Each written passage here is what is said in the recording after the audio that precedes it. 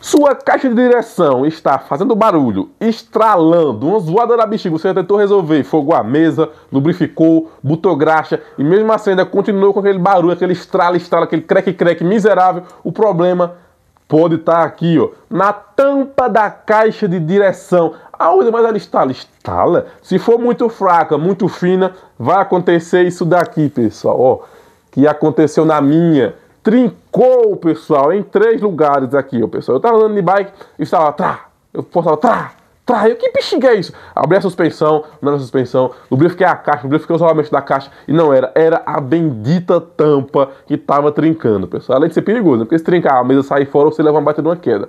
Se sua bike tá assim, verifica, tira o parafuso da tampa, tira ela, olha minuciosamente, se ela estiver trincando, substitua, tá? Porque vai tirar o barulho e vai lhe dar segurança, porque isso aqui, além de ser perigoso, é um barulho chato do caramba. Porra, Fábio.